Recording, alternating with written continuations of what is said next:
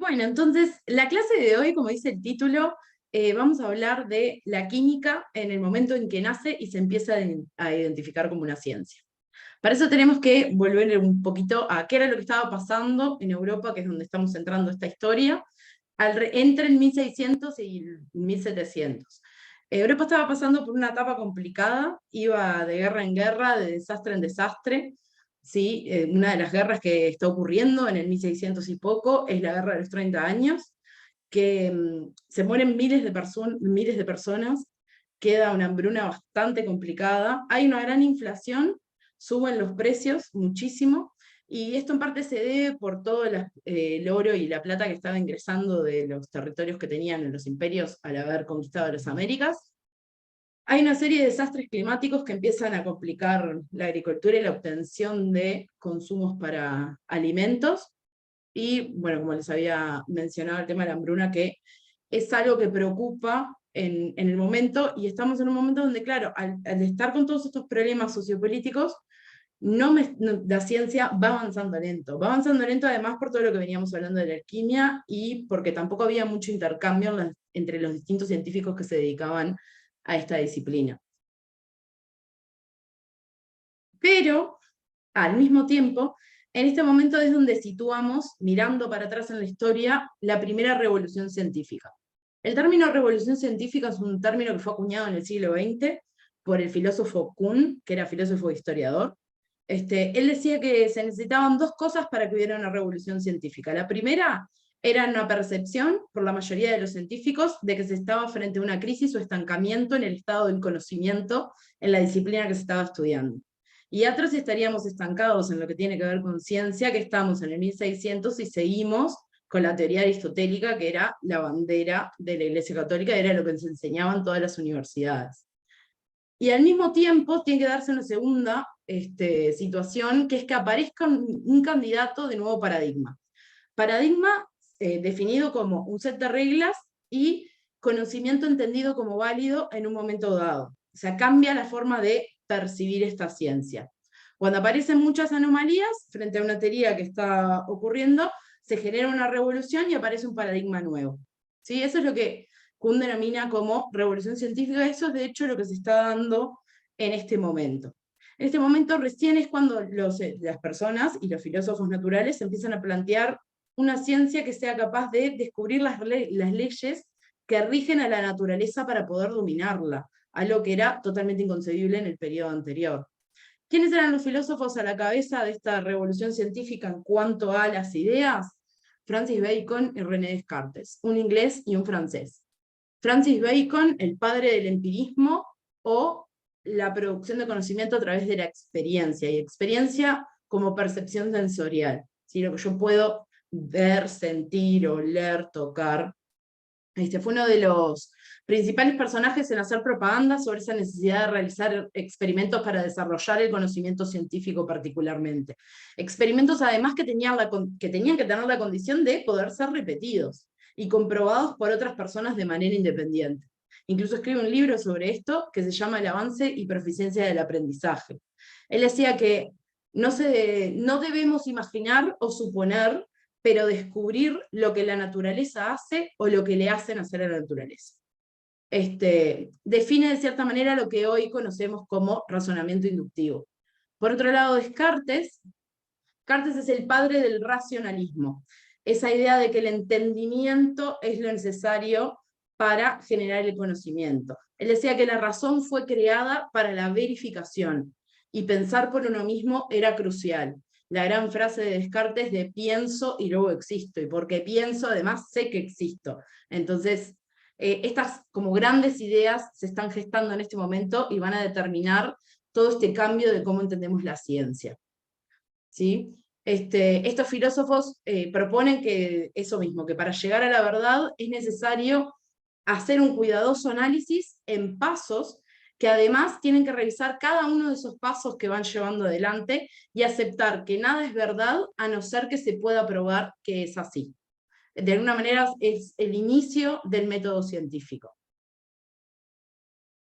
Este relacionamiento de ideas, además, mediante el análisis, llegó al desarrollo del cálculo en la matemática, que a su vez ese desarrollo del cálculo en la matemática permitió el descubrimiento y la descripción de las leyes de la naturaleza, ¿sí? Y además la aplicación a otras ciencias empíricas como la física y la astronomía, que en este momento tenían un desarrollo un poquito más avanzado de lo que tenía la química. En cuanto a los científicos de este momento, bueno, obviamente que la Iglesia fue la principal oposición a esta revolución científica. Acuérdense que la Iglesia había tomado la visión aristotélica como dogma y era lo que estaba enseñando, era lo que permitía que se enseñara en las universidades. Y todo lo que contradijera a la teoría aristotélica era considerado herejía. ¿Sí? En este momento se gestan un montón de nuevos matemáticos, astrónomos, físicos, que entendieron que era necesario volver a revisar estos conceptos con los que ellos concebían el universo, ¿sí? Y a partir de observaciones experimentales. Habíamos hablado casi nada de Copérnico el año pasado, en la clase pasada, que publicaba su libro De Rev, que era donde proponía un universo que era heliocéntrico y no geocéntrico. Esto puede ser verdaderamente comprobado después por Galileo, que construye uno de los primeros telescopios y empieza a observar los movimientos de los cuerpos celestes de manera más sistemática, ¿sí? Al punto que empieza a realizar propaganda, empieza a enseñar este modelo heliocéntrico, lo que le lleva a que la Iglesia lo llamara más de una vez para acusarlo de herejía.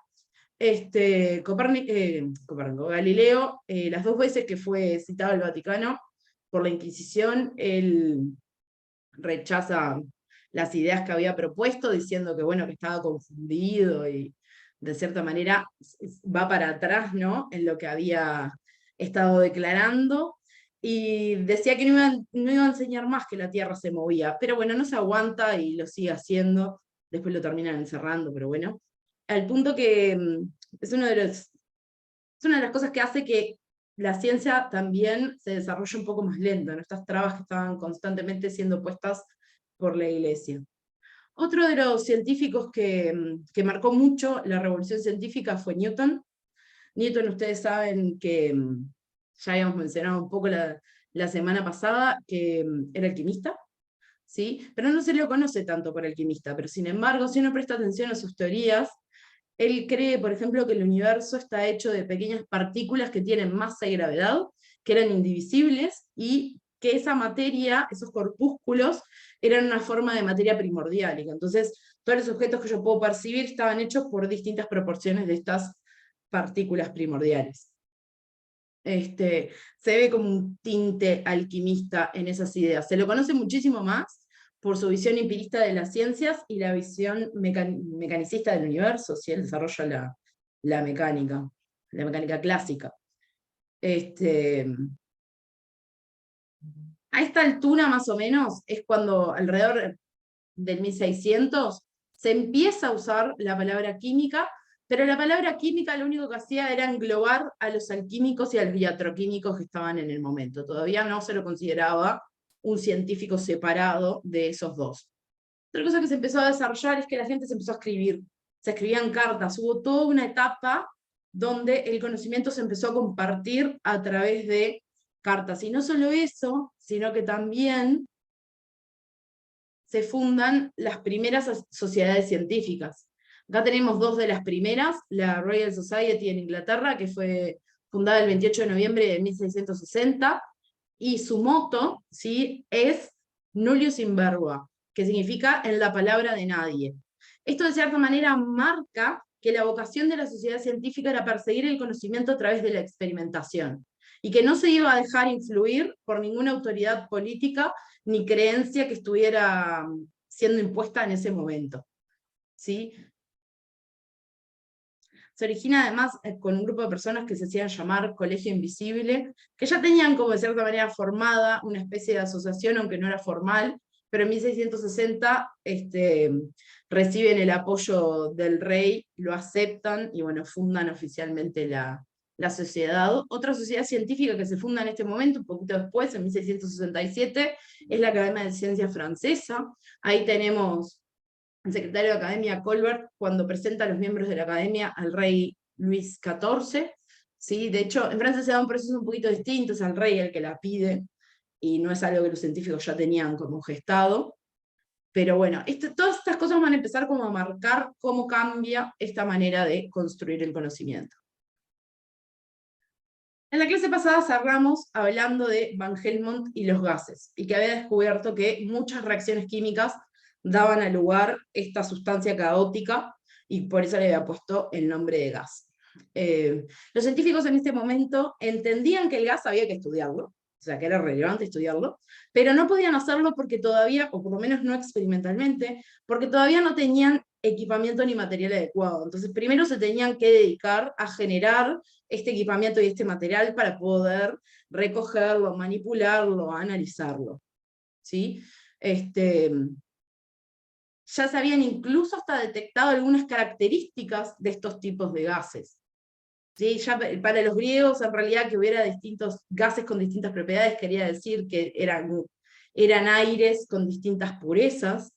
¿Sí? Es un concepto que ahora en este momento que voy a empezar a tener capacidad de análisis, son cosas que van a ir cayendo en el olvido. ¿Sí? Entonces, necesitamos entender estos gases, necesitamos hacerlo experimentalmente. Es difícil. El estudio de los gases, para este momento, se lo denominó química neumática. Hay una alfajora, ya hay coquita. Allá hay coquita. Decirle a Conrado que venga. Vamos a cerrarle el micro a Diana, ahí. Bien. Me perdió de vuelta. Entonces estábamos estudiando los gases, la química neumática. Entonces, neuma viene de respiración en griego, entonces tiene que ver con los gases que genero cuando respiro. Ya habíamos visto además que era una sustancia incontrolable, habíamos hablado de que Van Helmont, uno de los primeros experimentos que hace, fue prender pólvora dentro de un recipiente de vidrio cerrado, una pequeña cantidad, y le explotó el recipiente porque no tuvo en cuenta la cantidad de volumen que se iba a generar de esta sustancia caótica. Entonces creía que no se podía contener. Había toda una idea de que no era posible guardar ese gas que se había formado en algún lado.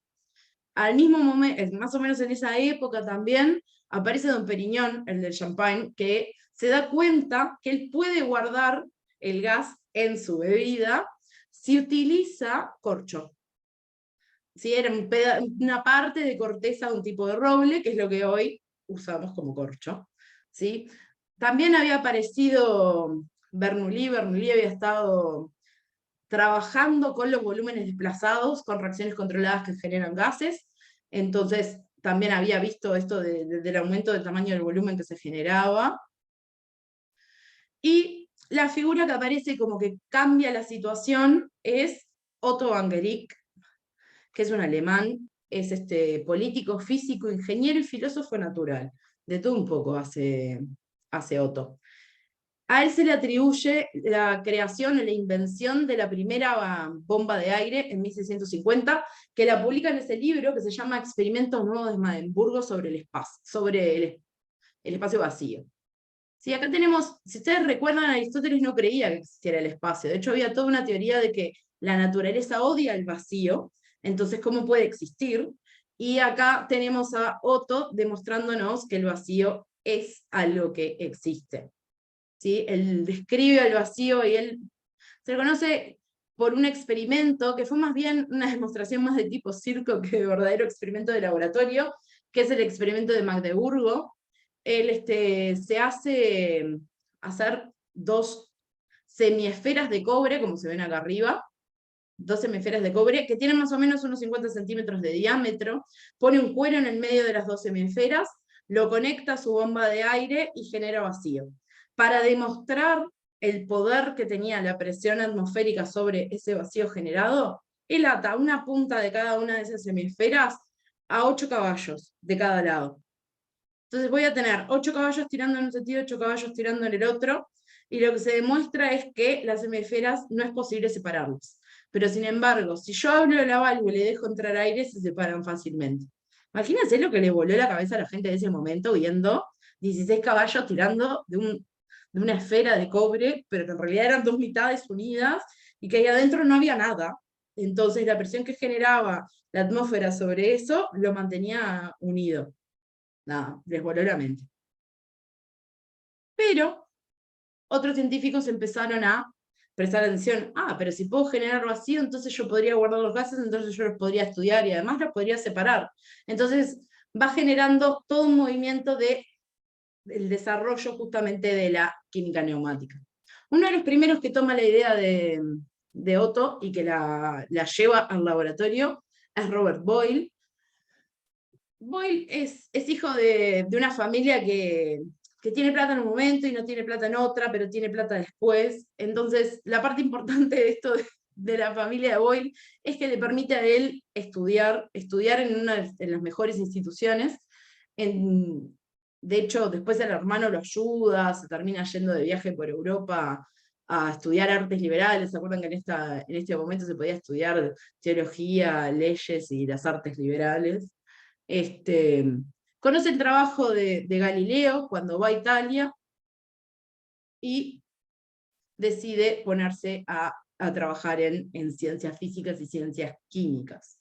¿Sí? Cuando se entera de la bomba de Otto, queda súper impresionado y dice, pero yo eso lo puedo llevar al laboratorio y determinar propiedades de los gases.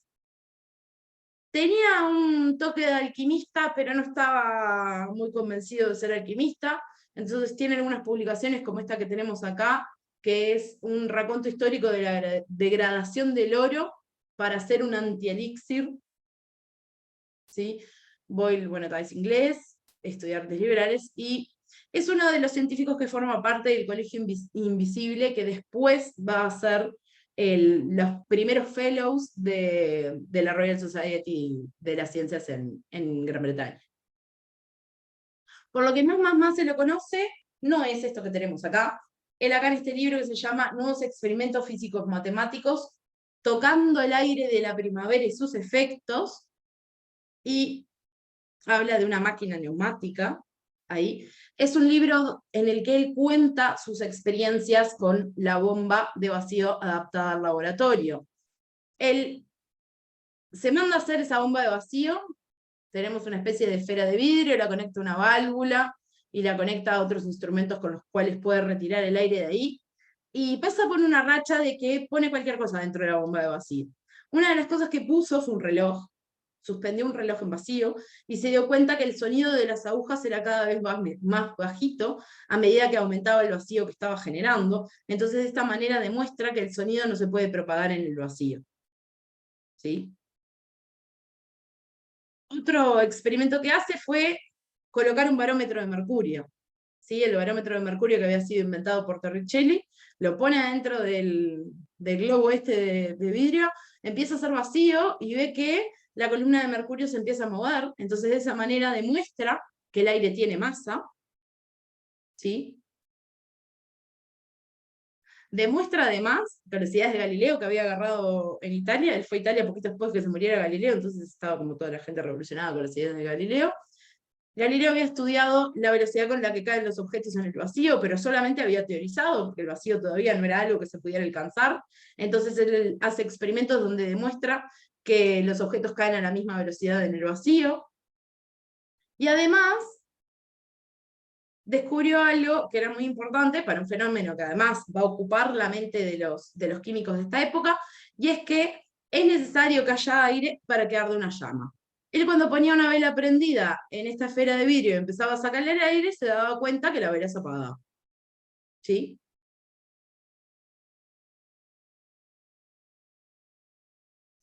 En este momento, con estos estudios, es que él propone la ley de los gases por la que se lo conoce, que es que la presión de un gas es inversamente proporcional a su volumen. Esta ley no la propone en la primera versión de este libro, sí lo propone en una segunda edición, unos casi 20 años más tarde.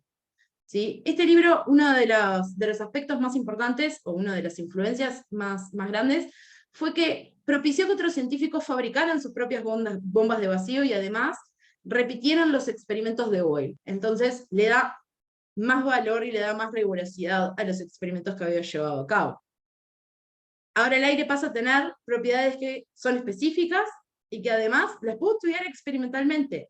O sea que, genial. ¿Sí? Boyle además, con una plata que hereda en un momento, medio por acá cuando saca este libro, además de la bomba de aire, contrata asistentes. Uno de los asistentes que contrata es Robert Hooke, el de la ley de los resortes, no sé si se acuerdan, que lo ayudó también a determinar la ley que tenemos acá anunciada. Hooke además después lo contratan como secretario de la Royal Society cuando la Royal Society se funda, y ahí deja a Boyle, y Boyle medio que deja de hacer experimentos, pero ya tenían suficientes experimentos guardados como para hacer una segunda edición de este libro. ¿Sí?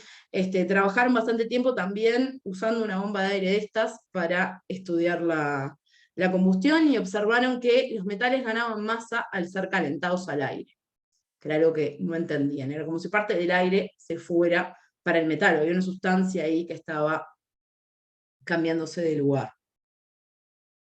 Por lo que más se lo conoce es por ese libro de acá, que se llama El químico escéptico. El químico escéptico no es un libro de química, es básicamente un libro literario donde hay personas que discuten sobre las ideas contemporáneas, y es una gran crítica a la noción aristotélica.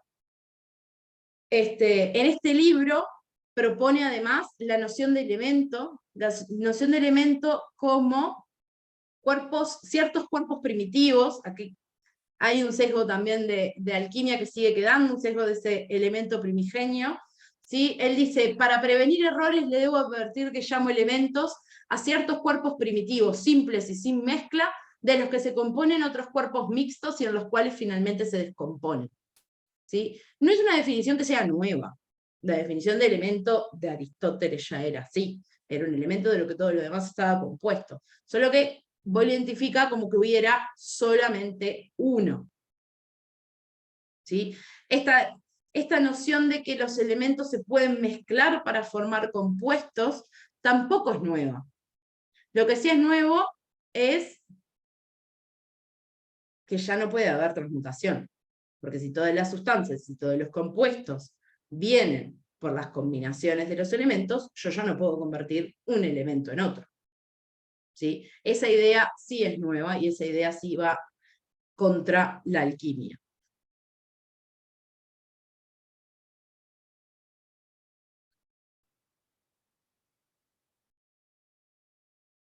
En este mismo momento, otra cosa que está sucediendo es el descubrimiento del fósforo, que es la tapa del curso, este cuadro que tenemos acá, de Joseph Wright.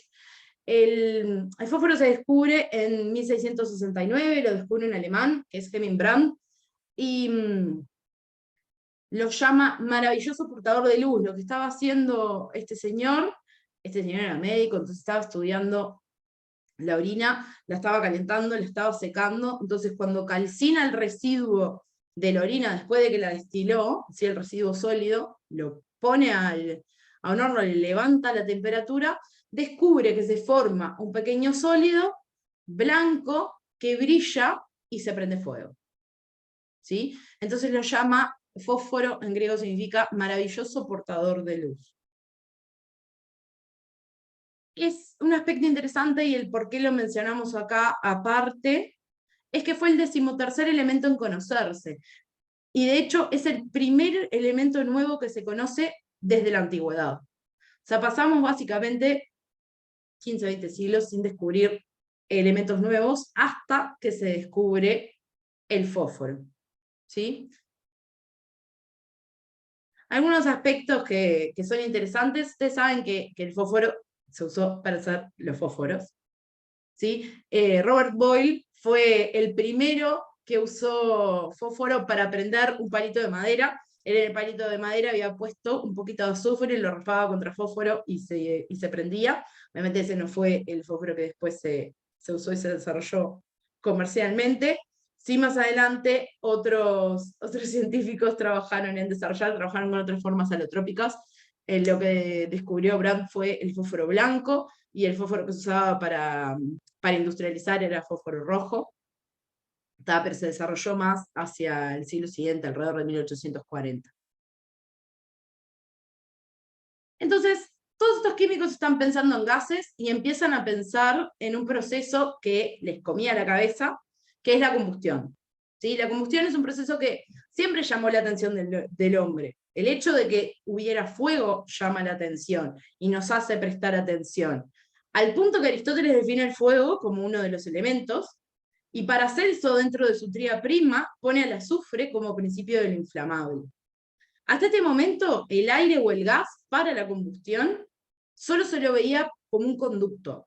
Era una manera en que el calor y el fuego se podían mover, se podían conducir, ¿sí? Pero cada vez había más observaciones que nos hacían pensar que podían estar pasando otras cosas, esto de que los metales aumentaran la masa cuando yo los calcinaba, por ejemplo, que la llama de una vela se apague si yo hago vacío, entonces en realidad parecería estar participando más. ¿Cuál es la función de ese gas? Esa era una de las preguntas que se hacían los científicos en este momento. De hecho, Boyle explica ese aumento de la masa como una absorción de una parte de calor o de luz o de llama, que en ese momento eran elementos corpóreos, ¿sí? Y que podían incluso llegar a tener masa en las cabezas de estos científicos. Más adelante aparece un médico practicante, que es John Mayo, que él se pone a estudiar, es también uno de los primeros fellows de la Royal Society, y decide empezar a estudiar también los fenómenos de los gases, y una de las cosas interesantes que demostró fue que un gas puede ser trasladado de un recipiente a otro si yo lo mantengo bajo agua, ¿sí? Y además tenía una vaga idea como que volúmenes de gases pueden ser comparables si están a la misma presión, ¿sí? Medio trabajó sobre la observación de Boyle de que la llama de la vela se apagaba, y demostró que había solo una parte del aire que se usaba para la respiración y la combustión. Él, sobre el tema de que los sólidos aumentaran de masa cuando los calcinaba, sobre todo todos los metales, él pensaba que había una partícula en el aire que participaba en la combustión y la llama nitro-aerial, como el aire del nitro, ¿sí?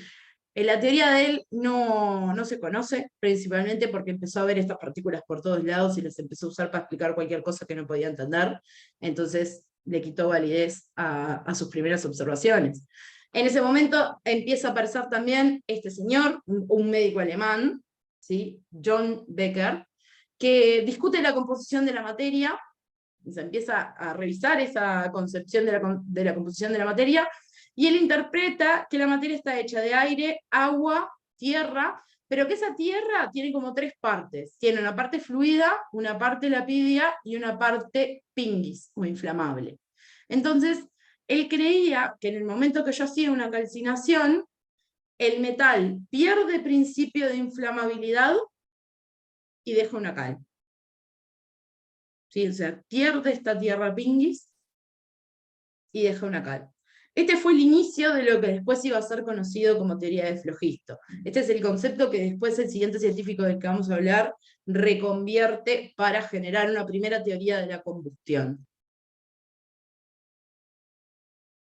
Bécquer también una cosa que pensaba era que esta terra pinguis que se iba de los metales tenía masa, pero tenía poder de levitación. Entonces, como tenía poder de levitación, era como si tuviera masa negativa. Entonces, cuando se iba de los cuerpos, la masa del cuerpo aumentaba. Unas cosas súper locas para poder explicar lo que estaba viendo.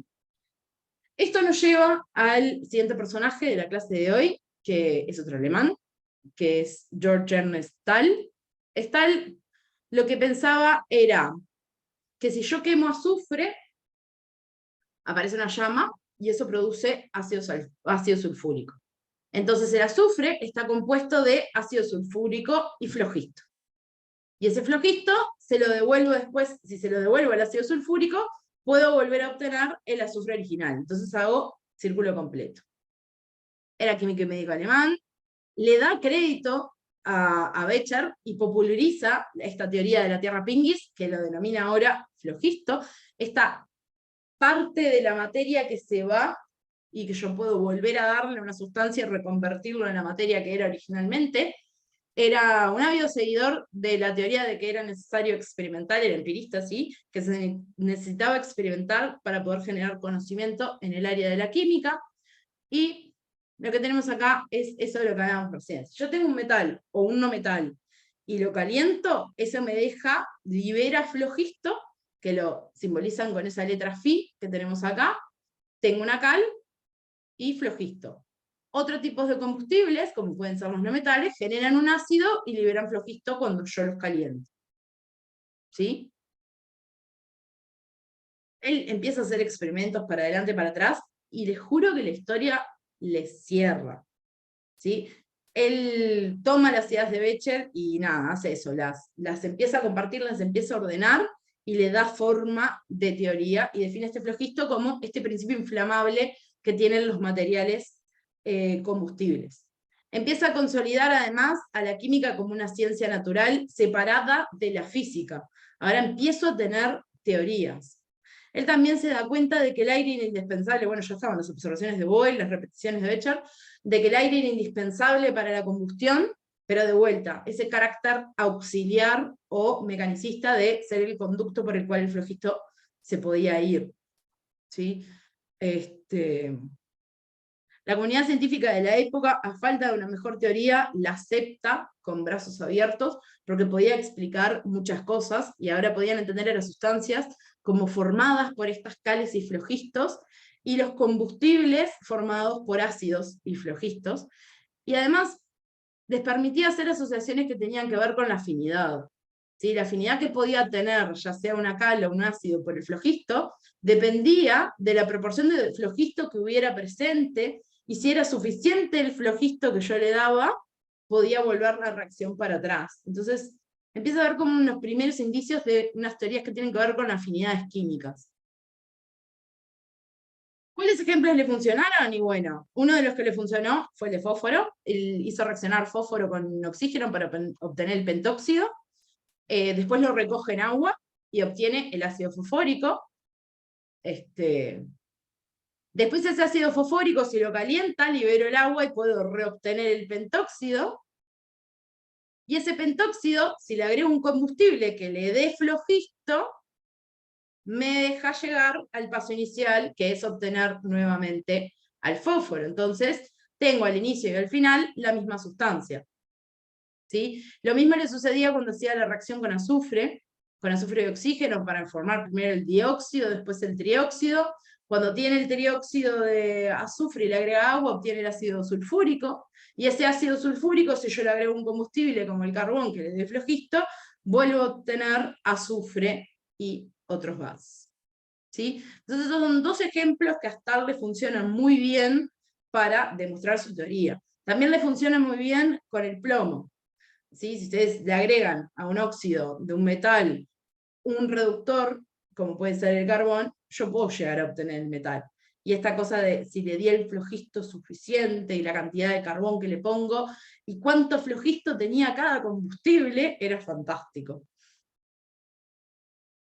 Él organiza todo esto y publica, ¿sí? En 1723 este libro que tenemos acá, que es Fundamentos de la Química Dogmáticos y Experimentales. ¿Sí? Ahí él expresa sus ideas más ordenadas, y habla de que la química es el arte de resolver los cuerpos mixtos y de componer tales cuerpos a partir de esos principios. Esta cosa de la química como estudio de las reacciones que tienen que ver con formación y descomposición. Él dice que el sujeto de estudio de la química está formado por todos los cuerpos mixtos, y el objeto de este arte, ¿sí?, es la resolución y la combinación, o la corrupción y la generación. Él, cuando habla de corrupción, habla de separar, habla de hacer un análisis. Cuando habla de generación está hablando de hacer síntesis en química, solo que estos términos en ese momento no eran conocidos. ¿Sí? Y es uno de los primeros en definir a la persona que ejerce este arte, que estudia estos cuerpos mixtos, ¿sí?, como el químico. Además, en este libro él empieza a ordenar la información conocida y hace una lista de todas las sustancias que se conocían en la época y de los procesos más comunes para esas corrupciones y combinaciones, ¿sí?, que eran los mismos procesos que conocíamos de antes: las destilaciones, las cristalizaciones, las precipitaciones, lixiviaciones, amalgamas, entre otra cantidad. Entonces, si la teoría de flogisto le estaba funcionando tan bien, cómo la necesitaron cambiar. Bueno, en realidad no estaba funcionando tan bien, porque eso del aumento de la masa, cuando se calcinaba la sustancia, no estaría cerrando mucho. Algunos, bueno, como ya les había contado, incluso Boyle, hablaban de que el flogisto no era atraído por el centro de la Tierra, de esto de que podía levitar, entonces tenía masa negativa. Benel es uno de los científicos que soporta esta idea. Incluso de Morveau, que después lo vamos a ver más adelante como un colaborador del padre de la química moderna, decía que el flogisto tenía una densidad mucho menor a la del aire, entonces se podía depositar sobre la cal y entonces aumentaba su peso. Había situaciones donde esto de que aumentaba la masa y que liberaba el flogisto no me cerraban. Por ejemplo, si yo caliento óxido de mercurio, no preciso agregar un combustible en un agente reductor, obtengo mercurio, porque es termodinámicamente inestable. Entonces, acá, ¿de dónde saco el flogisto si no le estoy poniendo nada? Y ese era el tipo de preguntas que les complicaban el momento. Acá tenemos que hacer un mini parate, 2 minutitos, para hablar de lo que fue el siglo de las luces. Acá estamos entrando en un momento donde este racionalismo empieza cada vez a ser más fuerte, este empirismo también del que hablamos de Bacon, empieza como a arraigarse, y empieza una época que, cuando los historiadores la describen, hablan de que es una época que tenía como objetivo disipar las tinieblas de la ignorancia de la humanidad mediante las luces del conocimiento y la razón. Sí, es lo que se conoce como la Ilustración. Durante esta época se buscaban ciertos valores en la sociedad, como podían ser la felicidad, la soberanía de la razón, y la evidencia de los sentidos como fuentes primarias de aprendizaje, que es algo que venimos viendo en todos los personajes de los que venimos hablando, y algunos ideales que tenían que ver con el bien social, que eran la libertad, el progreso, la tolerancia, la fraternidad, los gobiernos de tipo constitucional, y hacer una separación entre el Estado y la Iglesia. Sí, los científicos ya la venían haciendo, esta separación. La Guerra de los 30 años fue un ejemplo de esta necesidad de separación del Estado y de la Iglesia, ¿sí? Y en el momento que se separaron mentalmente de sus ideas religiosas, fue que la ciencia verdaderamente tuvo como un despegue grande. Incluso para los científicos que eran muy religiosos y que del todo no se animaban a sacar las conclusiones de lo que estaban viendo, se ve que esta búsqueda del conocimiento a través de la razón y de la experimentación. Algunos personajes de los que vamos a seguir hablando en esta clase, y alguno que la vamos a enganchar la clase que viene, tenemos a Lomonosov en Rusia, que es medio que a la misma vez que Lavoisier propone la ley de la conservación de la masa.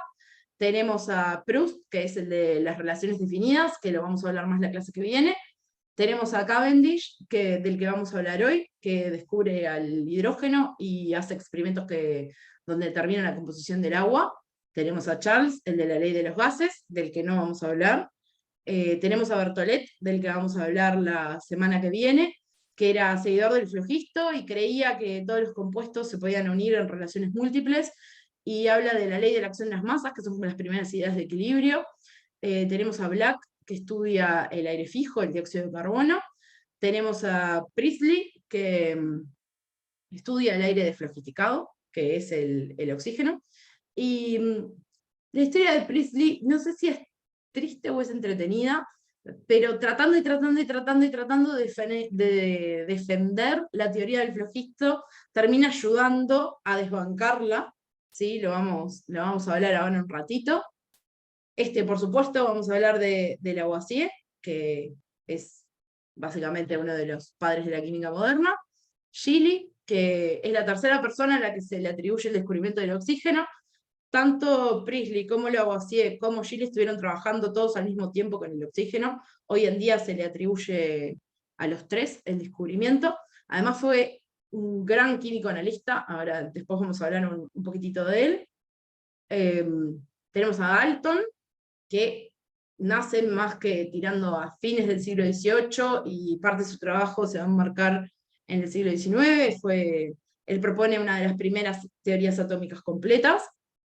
Y tenemos a Gay-Lussac, que había sido discípulo de Berthollet, que también estudia los gases, y que su ley de los volúmenes de combinación va a ser indispensable para el estudio de la composición de la materia, que de él vamos a hablar la semana que viene.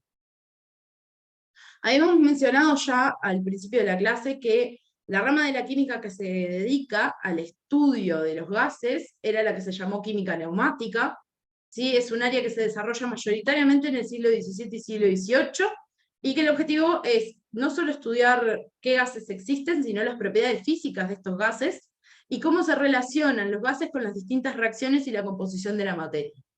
Hasta este momento tenían la teoría del flogisto como base, y después, bueno, cuando se descubre el oxígeno, empiezan a cambiar las teorías. Fue básico y fundamental para el desarrollo de la química neumática que Hale inventara la cuba para recoger gases bajo líquidos. Hale había trabajado con agua, pero básicamente los tres científicos de los que vamos a hablar que tuvieron una influencia gigante en el desarrollo de esta rama de la química son Joseph Black, Henry Cavendish y Joseph Priestley. ¿Sí? Esta química surge en Gran Bretaña, ¿sí? Y medio que, según donde vivías, era qué cosa estudiabas. Se da que más en la zona del norte, en lo que es Escocia, se estaban preocupando mucho más por el rol del calor en las transiciones físicas, si empiezan a darse cuenta que los distintos estados en los que podía estar un compuesto, si yo hablo de un gas, de un líquido o un sólido, tenía que ver más con el calor que había que con que se transformara la materia. El flogisto aparece en estas ideas como un agente que no tenía masa, pero que era un agente químico del cambio, ¿sí? Y por otro lado, más al sur, los ingleses estaban dedicando a estudiar las características químicas de los gases. En este grupo se encuentra Priestley, que produjo una cantidad de gases diferentes y que los empieza a clasificar según la cantidad de flogisto que tienen. Imagínense. Identifica incluso un gas que lo llama gas inflamable y que para él es el flogisto puro. ¿Tá? Este trabajo, uno de los mayores significados que tiene para la química, no tanto fue el estudio particular que hicieron de cada gas, sino entender que el estado gaseoso era un estado a lo que toda la materia podía llegar si yo le daba calor suficiente. ¿Sí? Entonces empecemos a hablar de Joseph Black. Joseph Black era un hijo de un mercante de vino, escocés-irlandés. Él nació en Francia, pero después lo mandan a Belfast y termina en la Universidad de Glasgow. Se convierte en médico, pero trabaja como profesor de química, y él demuestra que el aire fijo se podía obtener mediante diferentes reacciones, y que además era el aire que nosotros exhalábamos al respirar. Uno de sus aportes en cuanto a lo instrumental fue el desarrollo de la balanza analítica. ¿Sí? Fue la primera vez que podíamos pesar con precisión. Descubre el aire fijo, como dijimos recién. No solo lo descubre, sino que empieza a describir sus propiedades y lo empieza a encontrar en distintos lugares. ¿Sí? Y descubre el aire flogisticado, que ahora vamos a ver lo que es. Se da cuenta que el aire que nosotros conocemos, el aire de la atmósfera, es en realidad una mezcla. Entonces, si tengo distintos tipos de aire, el elemento aire de Aristóteles, chau chau, adiós, le vamos terminando de decir, ¿sí? Con esto de la balanza analítica empieza a introducir el estudio cuantitativo para los gases, que era algo que no se podía hacer, ¿sí? Y trabaja también en el estudio, ¿se acuerdan que los del norte estaban preocupados con el tema de la transferencia de calor? Entonces estudia el fenómeno de calor latente, o cuánto calor necesito para cambiar una sustancia de fase. ¿Sí? Bueno, trabaja como profesor. Entonces era súper respetado por sus estudiantes. ¿Saben quién había sido estudiante de Black? Watt, el de la máquina de vapor, que también va a tener injerencia la semana que viene. ¿Sí? En su trabajo de tesis, esto me pareció súper interesante de Black. En su trabajo de tesis trabajó lo mandaron a averiguar qué era lo que tenía el remedio secreto de Johanna Stephen. Johanna Stephen era una mujer que vendía un supuesto remedio para curar los cálculos renales. Entonces le dice, mira, yo te compré una muestrita, yo quiero saber qué tiene porque lo quiero reproducir. Y bueno, estuvo toda su tesis de doctorado tratando de descubrir qué tenía ese remedio mágico, y descubrió que el componente eran caparazones de caracoles calcinados, ¿sí? Eran como los esqueletos calcinados. Ahí encuentra que si él calienta carbonato de calcio, obtenga un óxido y da un gas, ¿sí? Y que si ese gas después se lo hago pasar por la muestra de óxido de calcio que había obtenido, se reconstituye el carbonato de calcio. De ahí es que saca el nombre aire fijo, porque se puede fijar en la materia. Es un término que él desarrolla en 1754, o sea que estamos a mitad de siglo. ¿Sí? Bueno, se pueden estudiar las propiedades, obviamente, de este aire fijo, y una cosa típica que empezaron a hacer en este momento fue estudiar qué pasaba cuando yo enfrentaba a una llama con un gas que acababa de descubrir, y qué pasaba si yo ponía un animalito vivo y lo hacía respirar ese aire. ¿Qué se imaginan que habrá descubierto este señor cuando puso un ratoncito, ¿sí?, en una cuba dada vuelta, y solo le dio dióxido de carbono para respirar? Y bueno, no pudo seguir viendo el ratoncito. Entonces, él determinó que era un gas que era irrespirable. ¿Sí? Otra cosa maravillosa que a él por lo menos le volaba la cabeza, era que él entendía que el dióxido de carbono, o que el aire fijo, era un componente natural del aire. Pero la vela no puede arder si solamente hay ese aire. Pero si yo agarraba y hacía pasar el dióxido de carbono que hacía pasar, lo recogía con alguna sustancia con la que reaccionara, como el óxido de calcio, él veía que la vela igual se apagaba eventualmente. Entonces le da ese problema a su estudiante para trabajar en su doctorado. Agarra una vela, la prende, deja pasar tiempo, la vela se apaga. De esa manera descubren el aire flogisticado. El aire flogisticado es el nitrógeno del aire. ¿Sí? Si yo me consumí todo el oxígeno, lo único que me queda es nitrógeno, y ellos decían que quedaba tan saturado de flogisto que ya la vela no podía seguir ardiendo. ¿Sí? Todo el flogisto que tenía la llama fue pasado al aire, el aire había quedado saturado, entonces la vela no podía arder más. Y este es el que llama aire flogisticado, ¿sí?, que hoy lo conocemos como nitrógeno.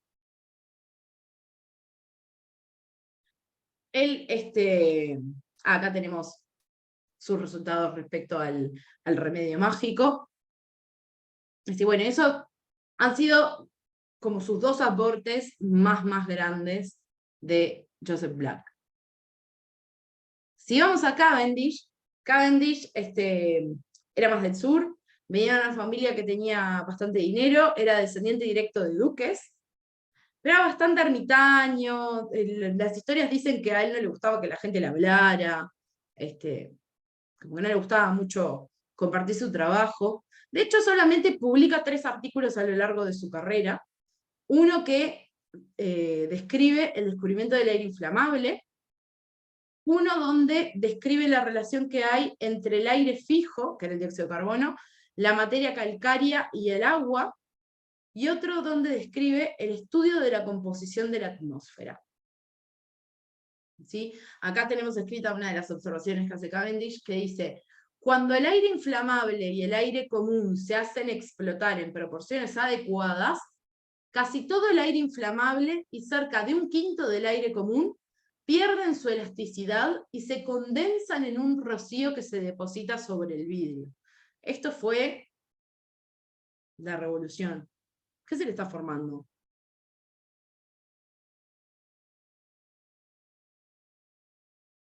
Ahora vamos a ver. Vamos a dejarlo en el tintero, vamos a seguir hablando del aire inflamable. El aire inflamable, Cavendish lo aisló al hacer reaccionar ácidos fuertes con metales. El aire inflamable de Cavendish era el hidrógeno. ¿Sí? Y a este hidrógeno, él lo considera, él se pregunta, de hecho a esta persona pregunta, si no será el flogisto puro. Porque si él acerca ese gas a una llama, parece que hubiera una explosión. ¿sí? Se aumenta muchísimo el tamaño de la llama. Además demuestra que este gas está presente en muchos materiales, incluyendo el alcohol, ¿sí?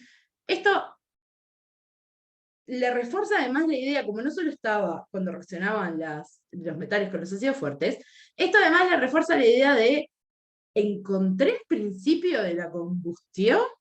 No, imagínense. Bueno, esto que tenemos acá abajo, que este aire inflamable reacciona con 1/5 del aire común. ¿Sí? Él encuentra, es el primero en determinar de manera aproximada la composición de la atmósfera. Cuánto es aire desflogisticado y cuánto es aire flogisticado. Lo que ellos llamaban el oxígeno y el nitrógeno. Se da cuenta que es una mezcla. Se da cuenta que además todos los aires comunes, no importa de dónde los saquen, tienen una distribución uniforme. Es 1/5, 4/5. Hoy sabemos que es más o menos un 20% de oxígeno, un 80% de nitrógeno mayoritariamente. Esto que tenemos ahí abajo es la demostración de que cuando él pone a reaccionar aire desflogisticado, que es el oxígeno, con el aire inflamado, que para él era el flogisto, ¿sí? El hidrógeno, se forma agua. Ese es el rocío que se deposita sobre el vidrio. Es el primero en demostrar que el agua es un compuesto y no un elemento. ¿Sí? Es un concepto que revoluciona toda la concepción aristotélica. Y esa fue como lo que dejó para que después Lavoisier retomara y siguiera haciendo ensayos que tenían que ver con la composición de la materia. Incluso Cavendish también hace algunos experimentos con electricidad un poco más adelante, pero de electricidad vamos a hablar bien la semana que viene. En estos experimentos que hace con electricidad, medio que descubre sin querer una sustancia que no reacciona, que va a ser necesario un siglo más para que se pueda saber que lo que descubrió en ese momento en ese experimento fue el argón, fue el primer gas noble. Seguimos con el tercer científico neumático, así que marcó la química neumática, que es Joseph Priestley. Él era hijo de ingleses comerciantes. ¿Vieron como antes los que estudiaban eran solo nobles, y ahora empezamos a tener hijos de comerciantes, hijos de productores? O sea, empieza a haber como un movimiento, ¿no?, de mayor acceso a la educación de lo que veíamos viendo en las etapas anteriores de la historia. Parece que era un niño precoz, y que se aprendía muchas cosas de memoria. Va pasando de casa en casa, porque la mamá se muere cuando es muy chico, el padre se casa de vuelta, entonces empieza como a pimpoñar, si no es el abuelo, son los tíos, y va quedando por ahí. Lo mandan a estudiar y se enferma, entonces como que le cambia un poco la relación que él tenía con la religión. En un momento, después de casarse, se muda ya 1767 por ahí, se muda al pueblito de Leeds y empieza a trabajar al lado de una fábrica de cerveza. No tenemos registros de si le gustaba la cerveza o no, pero de la fábrica tenía un abastecimiento estable de dióxido de carbono, que era lo que se generaba con la cerveza. Él desarrolla el agua carbonatada, el agua con gas, ¿sí? Pero no la patenta. Entonces no hizo ni un peso con la invención del agua con gas.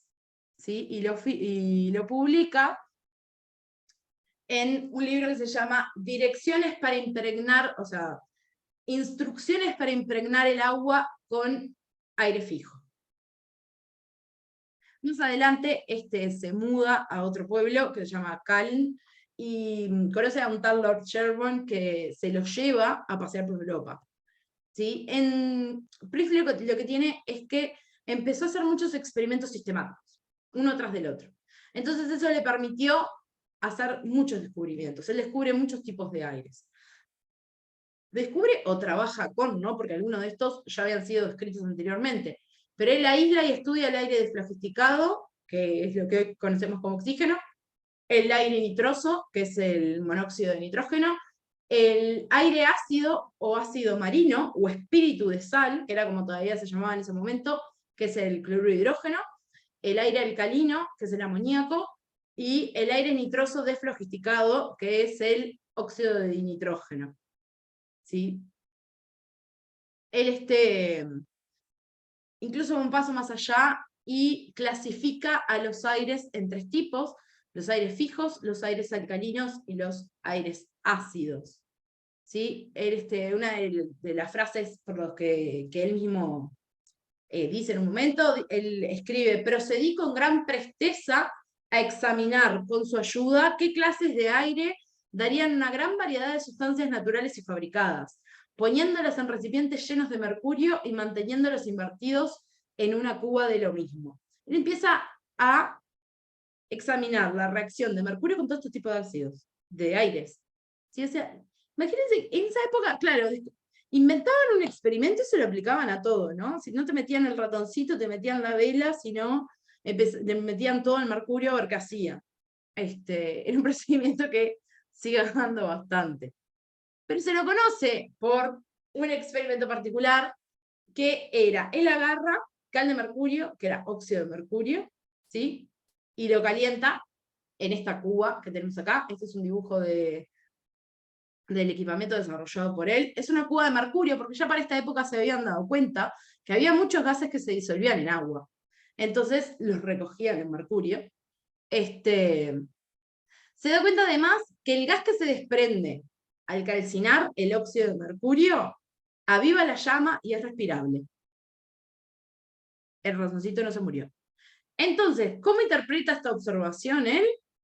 Él interpreta como que el aire desflogisticado contiene tan poquito flogisto que puede absorber una gran cantidad del que se genera por respiración o combustión. Entonces, el aire desflogisticado debe ser un mejor combustible, porque tiene tan poquito flogisto que se lo puede absorber todo. ¿Sí? Él, cuando se da cuenta que este aire que él había separado, que él había obtenido por la calcinación del óxido de mercurio, y que además no había puesto ningún combustible ni nada, él, cuando se va de viaje con Shelburne por ahí, en un momento se encuentra con Lavoisier, de hecho, en una cena que la mujer de Lavoisier había organizado en su casa, y le cuenta a Lavoisier su experimento, y Lavoisier va y lo repite, ahora después lo vamos a ver.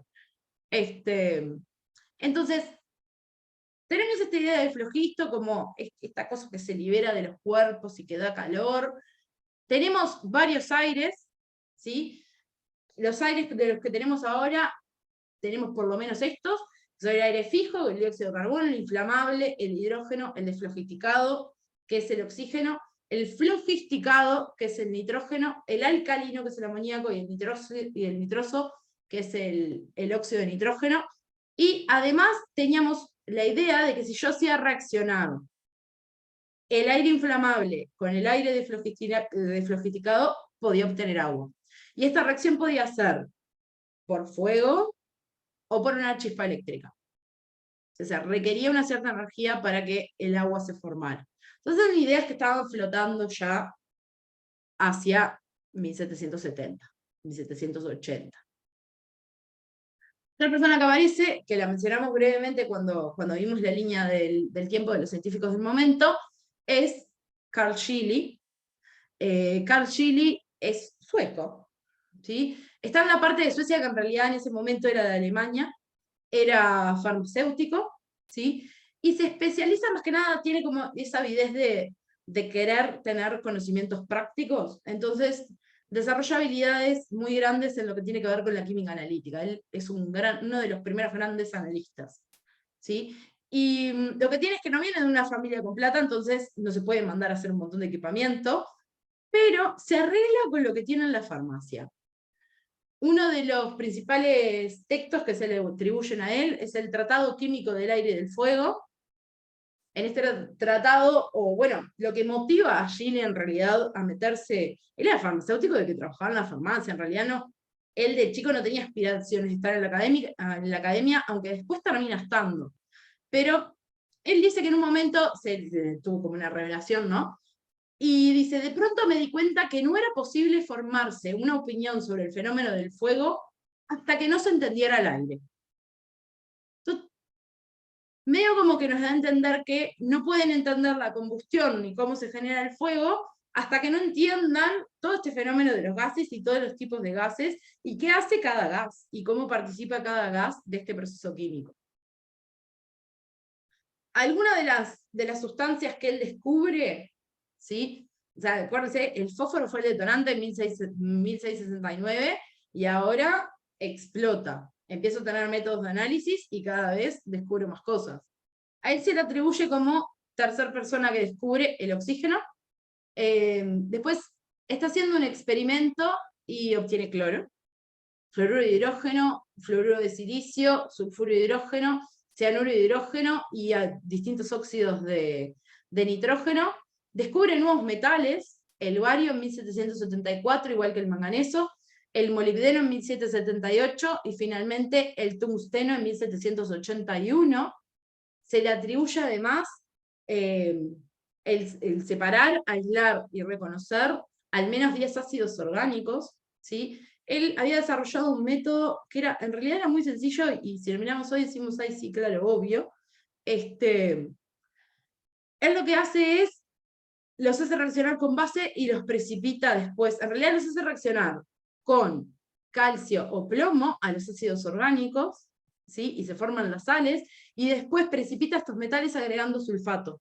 Entonces aísla a los ácidos orgánicos. ¿Sí? Ácidos orgánicos que van desde tartárico, cítrico, oxálico, málico, láctico, benzoico, úrico, gálico, o sea, y podría seguir la lista. ¿Sí? Además, es de los primeros en darse cuenta que la luz es capaz de reducir a la plata, la plata que está formando una sal.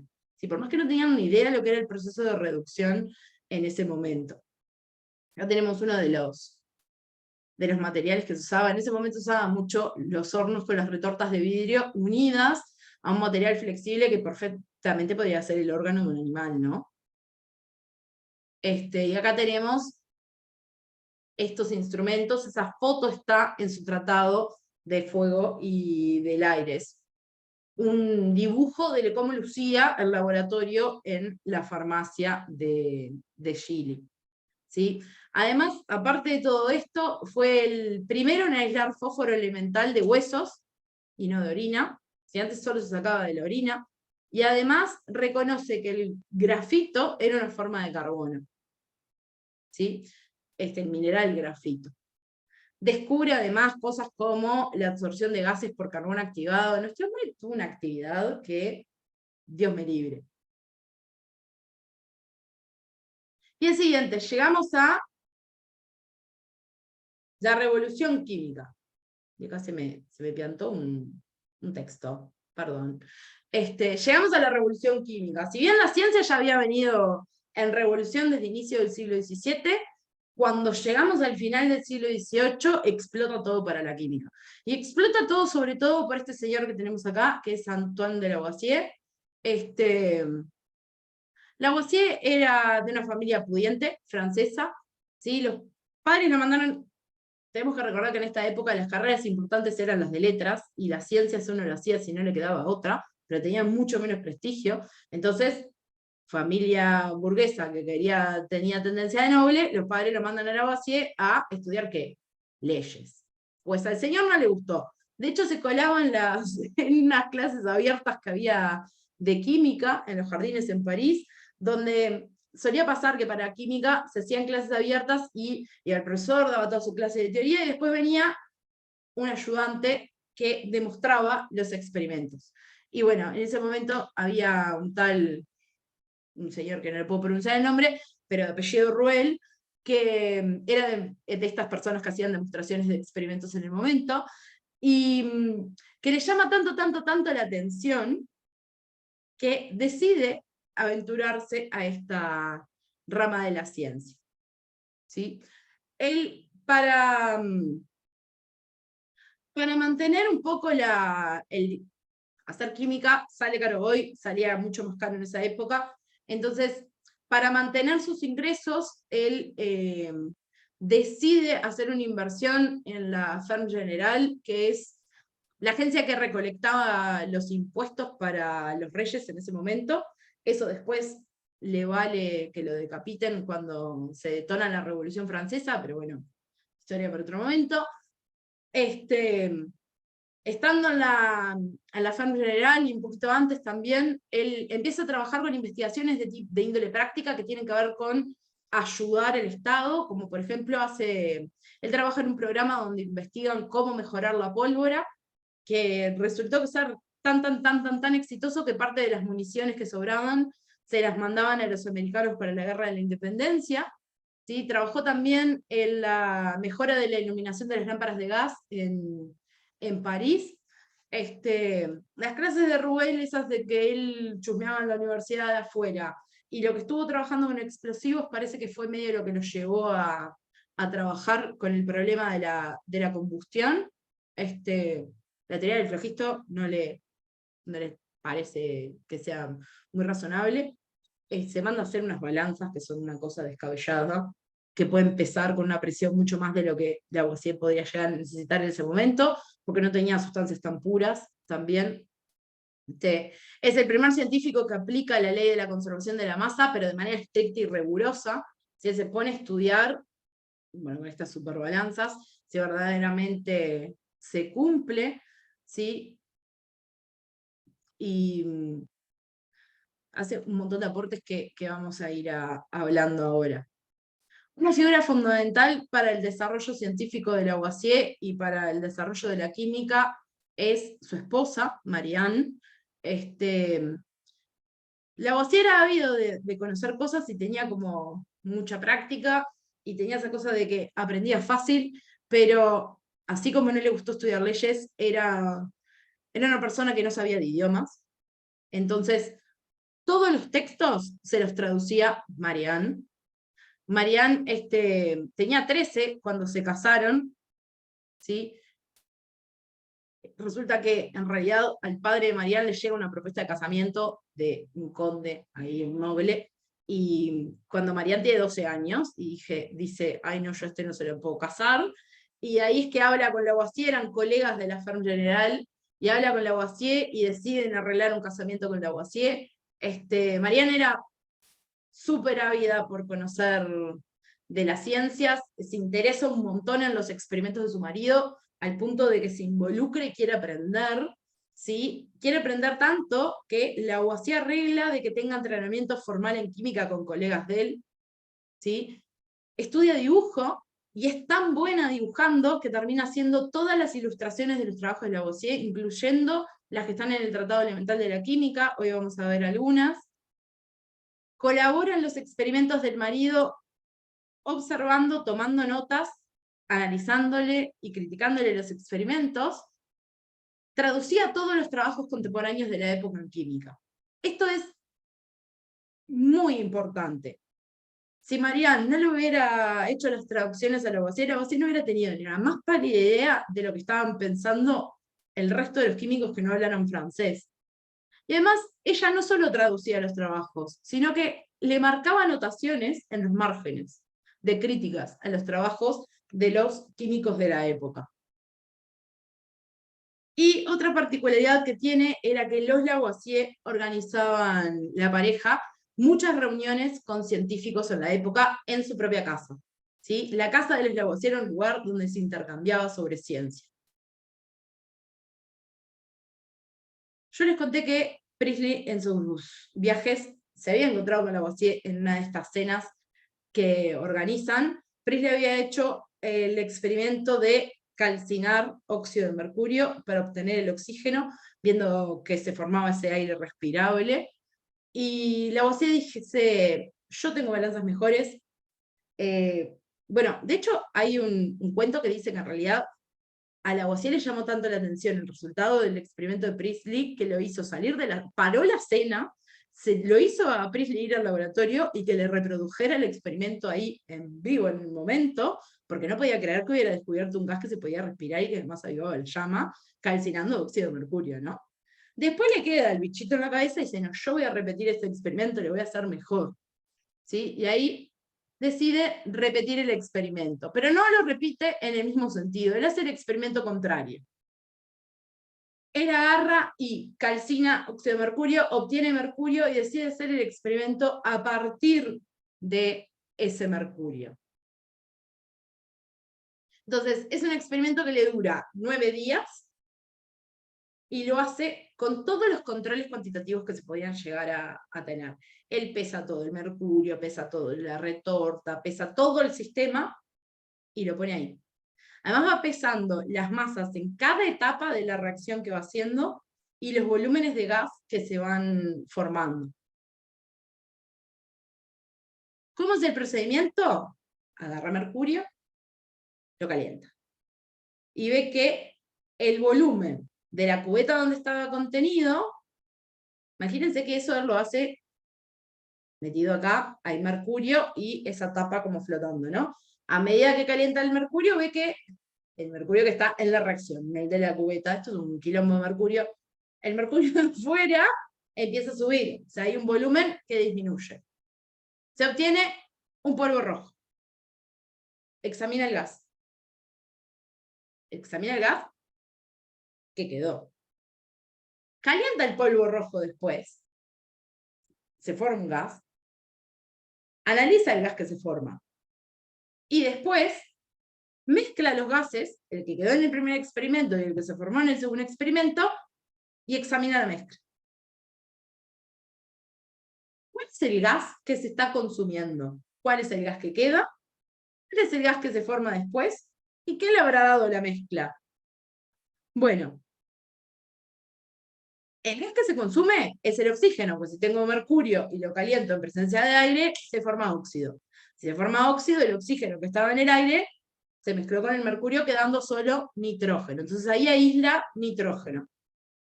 Agarra el óxido que había formado, lo calienta, se genera oxígeno, recoge ese oxígeno. Prueba que era el aire respirable de Priestley. Fantástico, tengo oxígeno. Después va y lo mezcla, ¿qué obtiene? Aire. Formó aire a partir de sus partes. Es una maravilla del experimento de uno de los tantos experimentos de Lavoisier. Y va y le cuenta a Priestley, mirá lo que hice. Y Priestley le dice, estaría más orgulloso de sentirme convencido que victorioso si viera reacciones para ello. Confío en que vuestra revolución política será más estable que la química. Recuerden que acá se estaba regestando la Revolución Francesa fuerte, quilombo había en Francia en este momento, que no se podía ni estar. ¿Tá? Vamos a hacer un mini comentario de eso la semana próxima. ¿Sí? Formó aire de vuelta. Comprueba en realidad que se formó el oxígeno y que tiene nitrógeno. Y además les empieza a dar nombre, gente, les empieza a dar nombre. Es una maravilla. ¿Qué conclusiones saca de su experimento? Las sustancias solo arden en presencia de aire vital, o sea, en presencia de lo que después llamaría oxígeno. Si no hay oxígeno, las sustancias no pueden arder. Los no metales, como el azufre, el fósforo o el carbón, cuando los quemo, producen ácidos. Los metales, cuando los calcino, producen cales porque absorben oxígeno al quemarse. Está magia. Chau flojisto, le hizo. Hola flojisto, chau flojisto. Bueno, como toda teoría, ¿no? No fue aceptada de una igual. Concluye. La combustión no es un proceso debido al escape de flojisto, sino a la combinación de una sustancia combustible con oxígeno. Bienvenida a la definición actual de la combustión. Como todo, habíamos pasado años creyendo en la teoría del flojisto, entonces no fue enseguida que la gente dijo, ay, sí, Lavoisier tiene razón, la combustión es por las reacciones con el oxígeno, porque se absorbe, por el oxígeno reacciona con mi muestra. ¿Sí? Una de las principales causales que llevaron a que la teoría de Lavoisier se estableciera fue que a partir de este momento Lavoisier lo único que enseñó fue esto, por ejemplo. Todos los seguidores de Lavoisier lo único que enseñaron era esto, ¿sí? Dejando cada vez más de lado la teoría del flojisto. Lavoisier para este momento ya era parte de la Academia de Ciencias francesa, entonces tenía una influencia muy grande en el sistema académico del momento. Hay algunas cuestiones igual que no podía resolver con esta teoría. Por ejemplo, si él hacía reaccionar ácido clorhídrico con un metal, como el zinc, se formaba el aire inflamable que también avivaba la llama. Pero después se hacía reaccionar la sal que se había formado con agua, obtenía el ácido del principio y una cal. Si le seguía agregando ácido, tenía la sal de vuelta. Entonces, esto el flogisto, la teoría del flogisto lo explicaba. Si yo tenía una cal y le agrego flogisto, obtengo una cal que se acidificaba y aire inflamable. Ahora, ¿de dónde sale el gas inflamable? Todavía no lo podían explicar porque todavía no tenía la idea de la composición del agua. Eso viene ahora. Por más que había habido algunos experimentos, Lavoisier todavía no lo había reconfirmado y recontrarreestudiado. Entonces, le falta, para él era irresolvible porque no podía entender de dónde salía el bendito aire inflamable. Entonces, vayamos a los estudios de la composición del agua.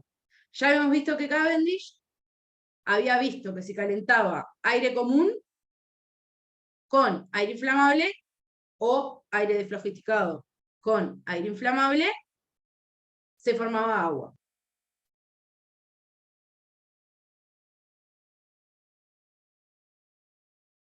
Priestley también lo había visto. Cavendish además había ido un paso más y había demostrado que las proporciones en las que se tenían que combinar era 2 de gas inflamable para 1 de aire desflogisticado. Lavoisier decide repetir el experimento. Dice, ay no, en realidad no me parece mucho esto que cuentan los muchachos, entonces yo lo quiero repetir con mis balanzas y con mis equipos. ¿Sí? Esto se da también en ese momento que parece que en 1783 hay un científico inglés que era secretario de la Royal Society que viaja a París, o sea, a Lavoisier no se le ocurre repetir por repetir, ¿no? Este científico inglés era Charles Blackden.